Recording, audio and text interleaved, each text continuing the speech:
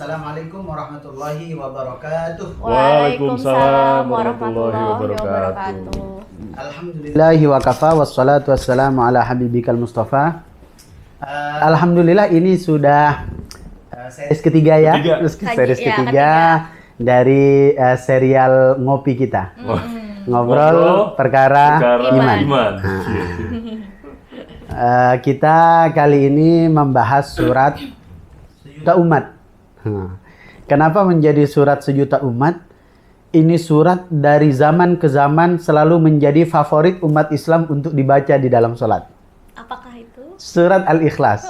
Qul huwallahu ahad. Iya, paling dihafal. Bahkan anak-anak kita dulu waktu kecil, pertama kali surat yang dihafal setelah Al-Fatihah itu biasanya surat Al-Ikhlas. Dan tidak menutup kemungkinan kita juga yang dewasa hari ini menjadikan surat Al-Ikhlas itu surat langganan di dalam sholat. Dan itu ternyata bukan hanya di zaman kita loh Pak. Surat Al-Ikhlas itu paling digemari untuk dibaca di dalam sholat sejak zaman sahabat dulu. Sahabat Nabi. Padahal kan mereka hafal Al-Quran ya. Padahal kan mereka mengerti maknanya.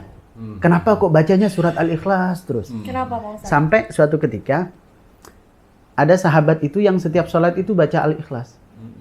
Sholat duhur Al-Ikhlas, sholat asar Al-Ikhlas, sholat maghrib isya Al-Ikhlas. Terus dibacanya setiap rokaat. Kan secara hukum fikih kan makruh kan? Setiap rokaat. Mengulang surat yang sama di setiap rokaat itu kan makruh. Misalnya rokaat pertama Al-Ikhlas, terus rokaat kedua Qul huwallahu ahad juga itu makruh. Nah, sampai kisah ini, kebiasaan ini diceritakan kepada Rasulullah. Rasulullah, itu tuh ada seorang sahabat yang punya kebiasaan setiap kali sholat bacanya surat Al-Ikhlas mulu. Baca surat Al-Ikhlas terus. Kemudian dipanggillah sahabat itu. Kenapa? Setiap kali sholat kamu selalu membaca Qul huwallahu ahad. Kemudian sahabat itu menjawab, iya ya Rasul. Sebab satu-satunya surat di dalam Al-Quran yang isinya hanya menjelaskan tentang Allah itu hanya surat Al-Ikhlas. Hanya menjelaskan tentang Allah. Nggak ada tentang yang lain. Hanya spesifik menjelaskan tentang Allah itu di dalam surat Al-Ikhlas. Dan saya begitu tersanjung dengan Allah menjelaskan siapa dirinya di dalam surat Al-Ikhlas itu. Sehingga saya memiliki kenikmatan tersendiri baca surat Al-Ikhlas. Nah ngomong-ngomong ini ternyata sahabat juga dari dulu hobi baca surat Al-Ikhlas. Tapi mungkin yang membedakan alasannya kali ya. Alasannya. Kalau orang sekarang karena gampang. Suratnya pendek. Iya. Kalau sahabat kan karena ngerti di dalam surat Al-Ikhlas. Nah setelah ini mudah-mudahan kita punya alasan yang sama nih. Saya hobi nih Pak Ustadz baca surat Al-Ikhlas. Karena kenapa? Mantap isinya. Oke. Surat Al-Ikhlas itu bukan surat yang tiba-tiba turun. Ada sejarahnya. Sebagaimana surat An-Nas dan Al-Falaq kemarin. Tapi tidak berkaitan dengan disihirnya Nabi. Enggak. Al-Ikhlas itu turun karena pada waktu itu orang-orang di Mekah pada penasaran. Penasaran dengan Tuhan yang disembah oleh Nabi Muhammad itu seperti apa sih? Karena mereka setiap suku, setiap kelompok masyarakat itu punya Tuhannya yang berbeda-beda. Dan bisa divisualkan.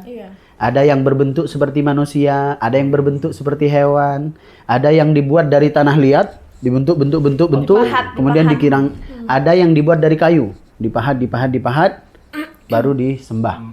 Bahkan dulu Bang, di sekitar Ka'bah itu ada 365 patung. Berhala. Yang mereka sembah setiap hari. Jadi hari sekarang nyembah Tuhan beda, besok lagi Tuhannya beda lagi. Beda selama 1 tahun itu. Nah, jadi mereka itu penasaran. Tuhan yang diyakini oleh Nabi Muhammad itu yang seperti apa? Kok nggak pernah dilihat? Kok nggak pernah ditampakkan ke kita? Seperti apa? Datanglah mereka kepada Rasulullah. Muhammad, coba jelaskan kepada kami. Saya itu penasaran. Kamu kok sholatnya begitu, ibadahnya begitu, doanya begitu, sementara nggak ada wujud Tuhannya itu seperti apa? Kalau kami kan ada, api Tuhan kami ada, gunung Tuhan kami ada, patung Tuhan kami ada. Lah Tuhan kamu kok nggak ada? Nah, dari situlah kemudian turun surat Al-Ikhlas untuk menjawab pertanyaan dari orang-orang kafir Quraisy pada waktu itu mengenai siapa sih Tuhan dalam agama Islam itu dan seperti apa Tuhannya. Maka ayat pertama, Qul huwallahu ahad. Katakanlah wahai Muhammad, dialah Allah. Kalau hanya disebut dialah Allah, tentu agama-agama yang lain juga pasti akan menjawab, loh kami juga punya Allah. Bahkan sampai sekarang kan ada agama yang nama Tuhannya Allah. Iya betul, disebutnya juga sama. Gitu. Maka di letak penghujungnya, dialah Allah ahad. Ahad itu bukan satu. Kalau satu itu bahasa Arabnya wahid. Wahid ya. Itu satu. Tunggal. Tunggal. Tapi kalau ahad itu satu-satunya. Satu. Beda kan? Kalau wahid satu, mungkin Oh, iya, ada, iya. mungkin bisa dua, mungkin bisa tiga dan empat Iya. seterusnya. Tapi kalau ahad itu satu-satunya. Satu-satunya. Nah, abang bisa jawab nggak? Kenapa Tuhan di dalam agama Islam hanya satu? Padahal di luar agama Islam kan ada banyak Tuhan kan?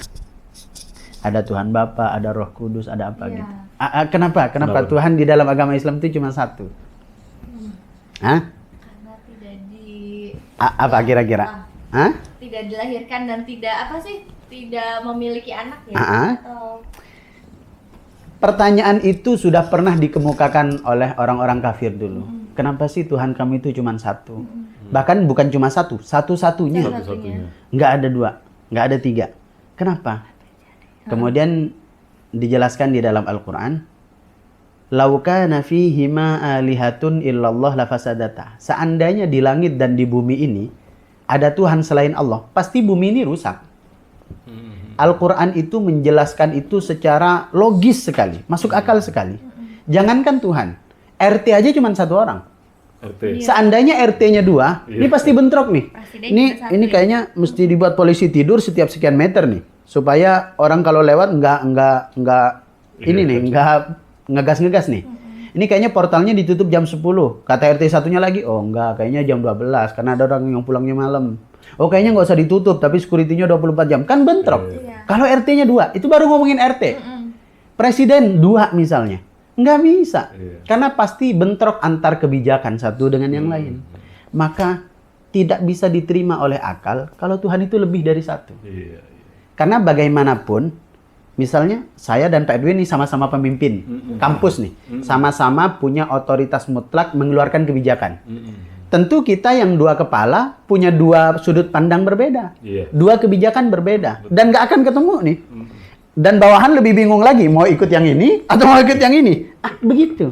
Itu baru ngurusin kampus. Iya, iya. Makanya sulit diterima logika sekali lagi kalau Tuhan itu lebih dari satu.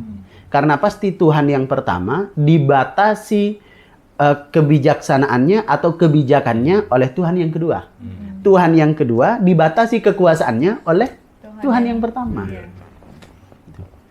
Jadi diperjelas di ayat yang pertama, katakan wahai Muhammad, Allah itu bukan hanya satu, tapi satu-satunya. Satu-satunya. The one and only. Lanjut di ayat yang kedua.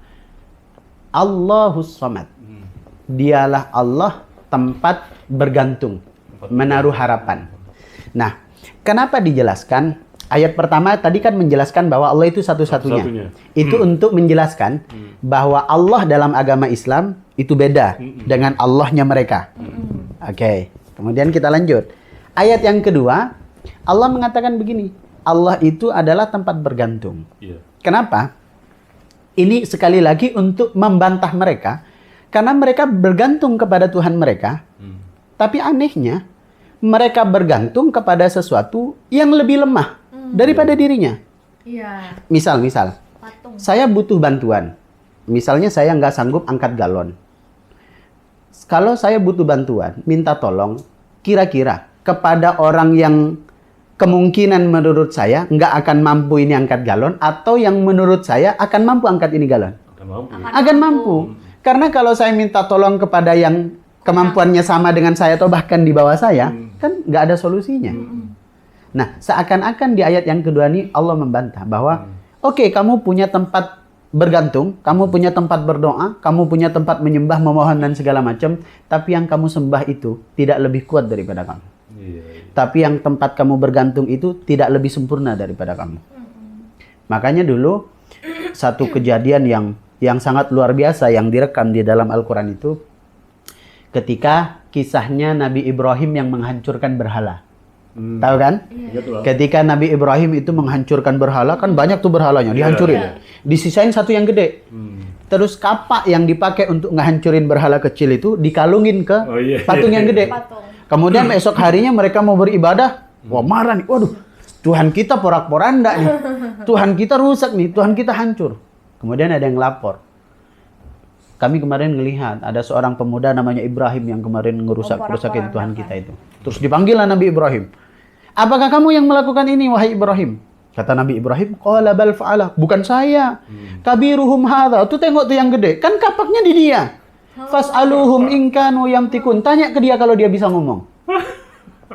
Kemudian mereka itu sontak. Dengan akal mereka menjawab, loh itu kan patung, mana bisa dia ngomong? Kemudian disekakmat oleh Nabi Ibrahim. Dia ngomong aja nggak bisa, apalagi mengabulkan permohonan kamu. Dia menolong dirinya saja nggak bisa, apalagi menolong kamu. Buktinya ketika aku hancurkan dia tidak melawan. Bagaimana mungkin orang yang lebih kuat meminta tolong kepada sesuatu yang lebih lemah? Nah, maka dibantah di dalam Allahus Samad. Bahwa Tuhan tempat kita bergantung itu adalah yang maha segalanya, yang sudah dipastikan jauh lebih kuat berkali-kali lipat. Jauh lebih kuasa berkali-kali lipat, jauh lebih maha segalanya dibanding kita yang bergantung. Kemudian yang ketiga, lam yalid wa lam yulad. Ini sekali lagi bukan hanya jawaban, sekaligus mengkritik mereka. Ayat pertama kan mengkritik kalau Tuhan mereka itu banyak.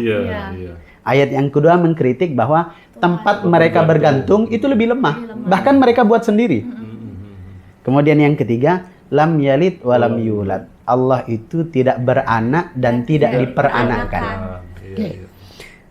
Tentu tahu dong siapa yang dikritik dalam ayat ini. Karena sampai dengan hari ini masih ada agama yang menganggap ini Tuhan Bapa, ini iya betul, ini Roh Kudus dan seterusnya dengan konsep apapun itu. Karena begini, ketika ditanya misalnya ini anak Tuhan, kalau anak terus ayahnya siapa?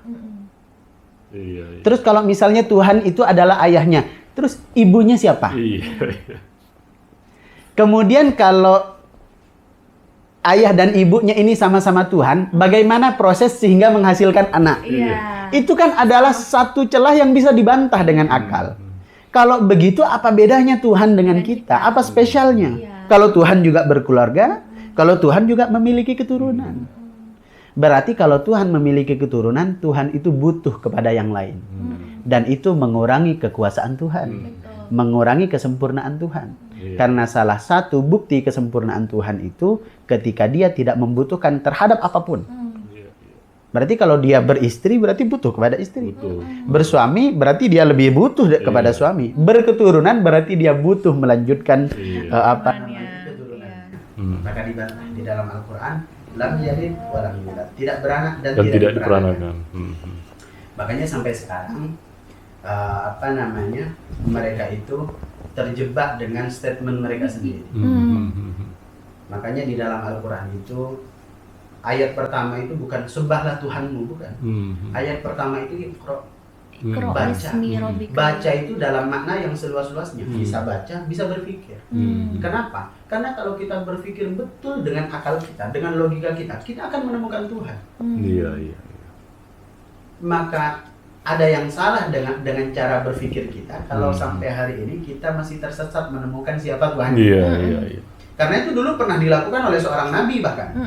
Kan Nabi Ibrahim dulu tahu nggak ceritanya Nabi Ibrahim yang mencari Tuhan? Abang ingat nggak? Ketika muncul bulan, Nabi Ibrahim mengatakan, "Hadza Rabbi." Oh, jangan-jangan ini bulan ini adalah Tuhan.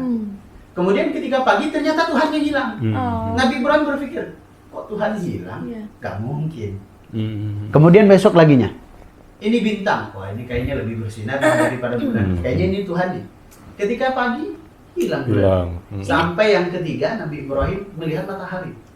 Wah, ini lebih terang daripada bulan, lebih gede juga dari matahari, lebih gede juga daripada bintang. Ini kayaknya Tuhan deh.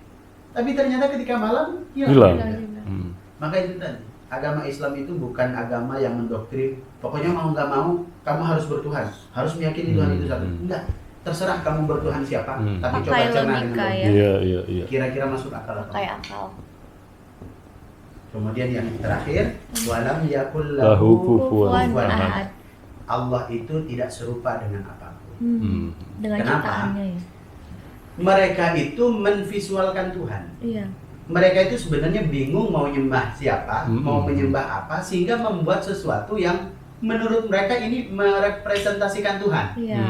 Gitu. Maka dibentuklah Tuhan menurut akal mereka. Iya. Ada yang berbentuk manusia pada zaman kuno, ada yang berbentuk kesininya manusia, Iya. kesininya Binatang, hewan, kan iya, ada sendiri. ada. Macam-macam lah. Sebenarnya itu hanya Ilustrasi imajinasi, hanya iya. ilustrasi imajinasi, bayang-bayang mereka Iya. saja. Iya. Sementara di dalam agama Islam mungkin tidak kita membuat imajinasi terhadap sesuatu yang belum kita ketahui. Contoh-contoh. Pernah lihat ini keledai? Gimana lihat keledai? Belum ya. Belum. Binatang aja nggak ada keledai. Gak ada. Oke, nggak pernah lihat keledai kan? Coba bayangin keledai itu kayak apa? Kayak rusak. Kira-kira abang ngebayangin keledai itu pasti benar apa pasti salah? Mungkin benar, mungkin salah. Dipastikan salah. Dipastikan. Karena nggak Karena punya belum pernah. referensi Iya. sebenarnya keledai itu seperti apa. Kecuali kita pernah lihat dan kemudian kita imajinasikan, oh kayak gini jerapah nih, lehernya panjang. Oh gajah nih punya belalai. Setidaknya ada bayangan. Iya. Nah begitulah kesalahan fatal manusia ketika dia mencoba mengimajinasikan Tuhan dalam bentuk apapun. Iya. Bagaimana mungkin dia membayangkan atau bahkan membentuk dengan fisik terhadap sesuatu yang Belum pernah. dilihat. sebelumnya. Tapi menarik dari surat Al-Ikhlas itu. Di dalam surat Al-Falaq, An-Nas kemarin kita beberapa kali memuji kepada Allah Iya, dan diakhiri dengan permintaan. permintaan. Meskipun lebih banyak memujinya Iya. baru meminta. Iya. Di dalam surat Al-Falaq malah memujinya makin sedikit. Iya. Satu kali saja memuji kita Habis minta itu 3 minta. kali. Iya. Tapi di dalam Surah Al-Ikhlas Ikhlas. tidak ada satupun ayat yang berisi isi tentang permintaan kita kepada Allah. Iya. Murni ayat Hanya pertama menjelaskan- memuji Allah Heeh. bahwa Allah itu esa, satu-satunya. Iya. Allah itu tempat bergantung. yang lebih Lebih kuat daripada kita yang menggantungkan urusan. Yang ketiga, Allah itu tidak beranak, Iya. tidak diperanakkan juga. Kemudian yang terakhir, Allah itu tidak serupa dengan makhluk. Iya. Tidak ada satupun permintaan kita. Murni hanya memuji Tuhan dan menjelaskan Tuhan yang kita yakin itu yang seperti apa. Nah, di dalam surat Al-Ikhlas. Itulah mengapa surat ini disebut Al-Ikhlas. Meskipun sebenarnya nggak masuk. Kalau surat An-Nas, di dalam surat An-Nas itu ada nggak kata-kata An-Nas? Ada, makanya disebut surat An-Nas. Iya. Al-Falaq. Al-Falaq Ada. ada. Dinamai Al-Falaq karena Iya. di dalam suratnya ada kata-kata Al-Falaq. Falaq. Iya. Kalau di dalam surat Al-Ikhlas ada nggak Nggak ada. kata-kata ikhlas? Nggak ada. Nggak ada. Yang pertama kata para ulama, karena keikhlasan yang sesungguhnya itu ketika kita beribadah kepada Allah, memuji kepada Allah bukan karena ada maunya. Iya. Itu puncak keikhlasan. Iya. Kalau masih di level Karena ini tidak ada permintaan. iya nggak ada apapun. permintaan sama sekali. Murni kita Ikhlas. menyimpulkan Allah itu seperti Iya, apa. Iya. Itu puncak keikhlasan kita. Meskipun nggak salah kalau kita masih di level Anas, memuji Allah Iya, karena ada maunya, atau di seperti surat Al-Falaq, mujinya satu mintanya banyak, Iya, itu nggak iya. apa-apa. Tapi level keikhlasan kita dan penghambaan kita kepada Allah adalah saat kita murni beribadah kepada Allah tanpa meminta embel-embel apapun, tanpa ada embel-embel apapun. Itu puncak keikhlasan. Kemudian yang kedua, kenapa surat ini disebut surat Al-Ikhlas? Karena begitulah ikhlas yang tidak pernah diungkapkan. Makanya di dalam surat Al-Ikhlas tidak ada kata-kata Ikhlas. ikhlas. Karena Wow. karena Wow. karena Wow. This is new Mantap. insight. karena semakin kita menyimpulkan saya ikhlas kok, itu iya. bukti Iya, bahwa iya, kita iya. tidak Tidak kita ikhlas. tidak ikhlas. Iya, Ikhlas iya. itu diam saja. Masya Allah, kita baru tahu ya. Bahkan iya itu dia ikhlas itu bahkan tidak tertuangkan di situ. Iya, nggak terucapkan ada, di situ. nggak ada kata-kata ikhlas. Disebut Anas ada kata Anasnya, Iya, disebut iya. Al-Falaq ada kata Al-Falaqnya. Tapi di dalam surat Al-Ikhlas Al-Ikhlas nggak ada Tidak ada kata-kata sama Luar ikhlas. sekali biasa. loh. Begitulah keikhlasan. Ya, new Saya insight. nggak pernah berpikir gitu nih Sampai kenapa ke ini sana, dinamain al-ikhlas gitu. Iya juga sih. Iya, Tapi Anas Al-Ikhlas. ada Ada kata Anasnya. Al-Falaq ada falaknya.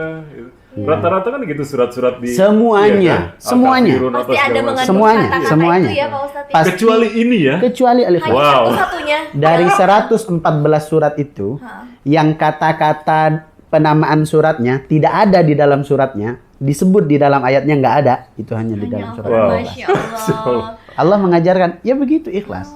Iya, iya. Makanya orang yang ikhlas sebenarnya nggak usah Iya. diumbar-umbar saya ikhlas gitu Betul. ya. Baik itu secara tindakan atau secara verbal. Saya ikhlas loh Ustadz. Itu semakin menunjukkan bahwa kita sebenarnya belum ikhlas. Iya, iya. Ini saya udah hampir 40 tahun baru tahu. Alhamdulillah Abang sama Ade udah tahunya lebih cepat ya. Iya. Jadi Iya. itulah mengapa disebut surat. Al-Ikhlas. Dan mudah-mudahan dari surat Al-Ikhlas kita bisa belajar bahwa sekali lagi puncak penghambaan kita kepada Allah adalah saat kita menyembah, kita beribadah, kita Iya, memuji tanpa sedikit pun permintaan. Karena sekali lagi sebenarnya Allah menggaransi kalau kita sudah beribadah, kita sudah memuji, kita sudah menyembah, Allah akan berikan segalanya. Cuman karena risaunya kita yang masih di level An-Nas, risaunya kita yang di level Al-Falaq. Bahkan gak jarang kita menjadikan Allah itu sebagaimana dokter. Hanya ditemui saat sakit. Iya, iya. Kalau Saat sehat susah kan gitu mana ya. ada datang ke dokter Iya, gitu kan, Pak Dokter gitu. Nggak ada. Kalau ada keluhan baru datang ke dokter. Nah kadang-kadang kita gitu loh kepada Allah. Iya, iya, betul. Kalau lagi betul. susah, Iya, teleponnya lagi kalau sedih. iya benar ya dibela-belain bangun tengah malam ya Allah, saya ada masalah. Aduh, Padahal kita sering ngomong kayak gitu ke manusia. Iya, iya. Pak Ustadz saya kesel sama teman saya, kenapa? datangnya cuma Dia buat datang pas butuh. butuh doang. Padahal kita juga sering begitu kepada Allah. Iya. Makanya sekali lagi Al-Ikhlas mengajarkan kita ikhlas dalam menyembah kepada Allah dan mengajarkan kita apa arti ikhlas ini. Masya Allah. Wow, Terima ini kasih, saya baru Ustaz. tahu. Iya. Saya jadi malu nih. Tapi ini mendalam banget nih Iya. surat Al-Ikhlas. Terutama 2 poin yang Pak Ustadz jelasin tadi itu benar-benar menampar kita gitu ya, bahwa ya memang pengertian ikhlas itu ya surat Al-Ikhlas ini menunjukkan itu tanpa dia memberitahu itu gitu. Iya. Secara eksplisit gitu ya. Dan ya itu tadi yang bisa kita pelajari bahwa ikhlas itu tidak Perlu perlu dengan kita kata-kata dengan gitu. kita mengatakannya Iya, di situ, betul, ya kan? betul. Dan kita ibaratnya mencintai Allah atau mencintai sesuatu Bukan bukan karena karena ada embel-embelnya, Iya, gitu kan. betul. Bukan hanya karena ada permintaan, tapi memang ikhlas itu ya tulus bener-bener Iya. tanpa ada embel-embel Lillahi apapun. ta'ala. Dan wow, itu sih Luar biasa. sulit sekali. Insight. Iya, iya, iya. Iya. Level ibaratnya Iya. level keimanannya udah Makanya sampai ada tokoh sufi eh, namanya Robi'atul Adawiyah. Iya, Nanti di pernah Google. dengar, ha. Tokoh sufi perempuan. Sampai dia itu mengucapkan kata-kata yang sebenarnya kalau dicerna masyarakat awam cukup ekstrim. Tapi kalau sebenarnya ya memang begitu. Beliau mengatakan gini. Ya Allah, kalau saya menyembah Engkau hanya karena surga, bakar saja surga itu. iya, waduh. Dalam banget ya. Kalau saya menyembah Engkau karena takut neraka, campakkan saya ke dalam Iya, neraka. iya. Itu level kecintaan. Level sama kecintaan Allah kita saking kepada Allah. gitu. Nggak peduli mau surga dan neraka itu nggak penting. Makanya kadang misalnya kalau misalnya nyuruh abang sholat gitu, misalnya abang sholat gitu, kadang-kadang saya nggak mau bilang nanti masuk neraka gitu, jangan karena embel-embel takut nerakanya, Iya. karena memang itu panggilan hati. Benar, seperti benar. itu. Dan kurangi ancaman-ancaman seakan-akan Allah itu Iya. maha punishment. Jangan gitu nanti dosa lo, nanti masuk neraka lo. Jangan kayak gitu. Kenapa kamu sholat? Kan Allah sudah ngasih kita rezeki, sudah ngasih tempat tinggal yang layak, kendaraan yang bersyukur iya, gitu iya ya. begitu. Apa Supaya kita penghambaan beribadah itu gitu. bukan karena takut, tapi setidak-tidaknya mulai dari berterima kasih dulu. Iya. Saya mau terima kasih lo sama Allah. Nanti ujung-ujungnya menjadi cinta. Dan tahu nggak, dari surat Al-Ikhlas itu sudah ada yang lagu legend di Indonesia yang merepresentasikan Al-Ikhlas. Ah, apa tuh? Jika surga dan neraka neraka tak pernah ada, masihkah kau Lagu Kristus. bersujud Iya, iya. kepadanya? Jika surga dan neraka tak pernah ada, masihkah kau bersujud kepadanya? Iya, iya, Lagunya iya. almarhum Krisya ya. Chris ya? Iya, betul. Chris ya kan? Chris ya. Iya, iya, iya. Iya, iya.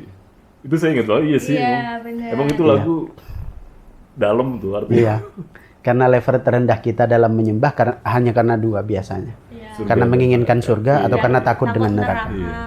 Padahal ada satu level lagi, ikhlas. Betul.